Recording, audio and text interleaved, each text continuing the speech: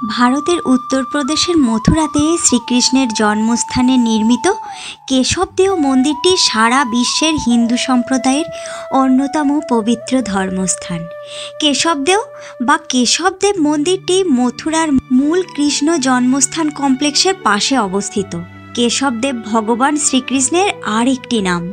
জনপ্রিয় লোককথা অনুসারে মূল মন্দিরের উপাস্য শ্রীকৃষ্ণের প্রতিমা প্রকটিত করেন শ্রীকৃষ্ণের পৌত্র শ্রী বজ্রনাভ।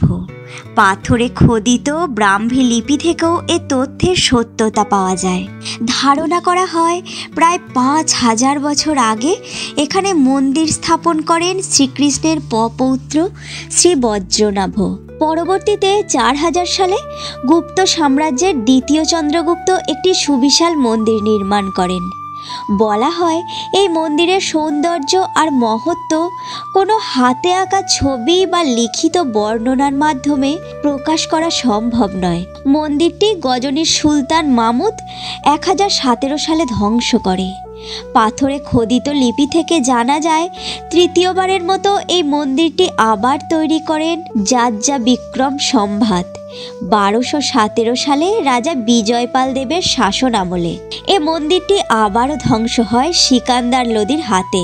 লোদির হাতে ধ্বংসের পূর্বে 16 শতকে শ্রী চৈতন্য এই মন্দিরটি পরিদর্শন করেন। রাজা বীর সিংহদেও তৎকালীন 33 লাখ টাকা খরচা করে মন্দিরটি চতুর্থবারের মতো গড়ে তোলেন মুঘল সম্রাট জাহাঙ্গীরের শাসনকালে। কথিত আছে এটি ছিল তৎকালীন ভারতবর্ষের সর্বশ্রেষ্ঠ সুন্দর মন্দির। সমগ্র ভারতবর্ষের সকল হিন্দু অত্যন্ত শ্রদ্ধার চোখে দেখতেন মন্দিরটিকে। জনমানসে পরবর্তী মুঘল সম্রাট বলে যাকে বিবেচনা করা হতো সেই দারা শিকোহ এটি খোদাই করা বেড়া সদৃশ পাথর উপহার দিয়েছিলেন, যেটি প্রকটিত মূর্তির কাছেই স্থাপনা করা হয়েছিল। দর্শনার্থীরা এই বেড়া সাদৃশ্য পাথর পর্যন্ত যেতে পারতেন এবং তাদের দর্শন সম্পন্ন করতেন। এই স্থানে নির্মিত হওয়া প্রাচীন মন্দিরের বর্ণনা সমগ্র গ্রন্থ বা লিপি রয়েছে। যেমন 1017 সালে মোহাম্মদ গজনবীর লিখিত রেকর্ড থেকে বহু তথ্য জানা যায়।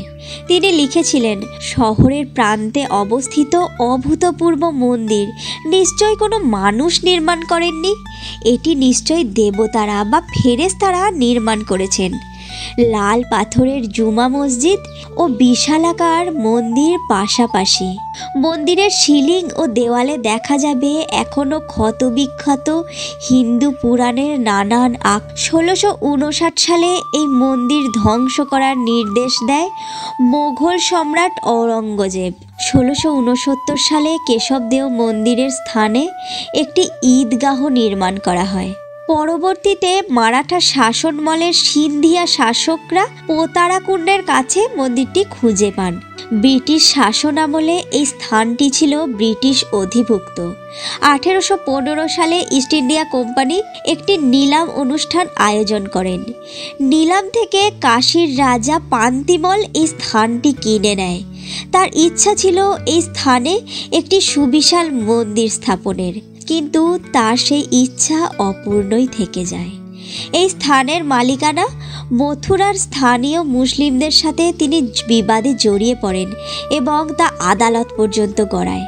যদিও আদালত শেষ পর্যন্ত কাশীর রাজার পক্ষেই রায় দেন। 1944 সালে মদনমোহন মালব্য নামে এক সজ্জন ব্যক্তি কাশীর রাজার উত্তরাধিকারের কাছ থেকে মাত্র 13,000 টাকায় এই মন্দির কিনে নেন। পূর্বের মালিক এই টাকা নিয়েছিলেন আদালতের খরচ নির্বাহের জন্য। মালব্যজি এই মন্দিরের শুরু দেখে যেতে পারেননি। 1951 সালে তিনি একটি ট্রাস্ট স্থাপন করেন এবং ট্রাস্টের নিকট জমি হস্তান্তর করেন। তার মারা যাবার পর বিখ্যাত বিড়লা কোম্পানির যুগল কিশোর বিড়লা মন্দির নির্মাণে নেতৃস্থানীয় ভূমিকা পালন করে। এছাড়াও আরও বিখ্যাত ডালমিয়া গ্রুপের জয়দয়াল ডালমিয়ার ভূমিকাও স্মরণযোগ্য। এই দুই পরিবারের বিশিষ্ট ব্যক্তিবর্গের প্রত্যক্ষ সহযোগিতায় 15 মিলিয়ন রুপি ব্যয়ে 1965 সালে ঐতিহাসিক এই মন্দিরের কাজ সম্পন্ন হয়। মন্দিরের পাশেই নির্মাণ করা হয় একটি ছোট ঘর, যার আদল অনেকটা সেই জেল কুঠিরের মতো, যেখানে শ্রীকৃষ্ণ জন্মগ্রহণ করেন। এটি নির্মাণের জন্য 1953 সাল থেকে স্বামী অখণ্ডানন্দের তত্ত্বাবধানে খনন কাজ শুরু হয়। 1982 সালে এই প্রতীকী জেল গৃহের নির্মাণ কাজ শেষ হয়। এই কমপ্লেক্স লীলা মন্দির, গিরিরাজ্জিকা মন্দির, কেশবদেও মন্দির, গর্ভগৃহ এবং যোগমায়া মন্দিরের মতো অনেক মন্দির রয়েছে। গর্ভগৃহকে ভগবান শ্রীকৃষ্ণের জন্মস্থান বলা হয়। এখানে একটি পাথরের ফলক রয়েছে, যা কৃষ্ণের জন্মস্থান বলে মনে করা হয়। মন্দিরটি সর্বত্র সুন্দর চিত্রকর্ম এবং খোদাই দিয়ে সজ্জিত। বর্তমানে বিশাল এই মন্দিরে ক্যামেরা, মোবাইল নিয়ে প্রবেশ নিষেধ। এখানে রয়েছে কংসের কারাগার, যেখানে শ্রীকৃষ্ণ জন্মগ্রহণ করেছিলেন। মথুরার পুরনো মহল্লায় দ্বারকাশীর মন্দির, এর কাছেই রয়েছে যমুনা নদী তীরে বিখ্যাত অশিকুণ্ড ঘাট ও বিশ্রাম ঘাট।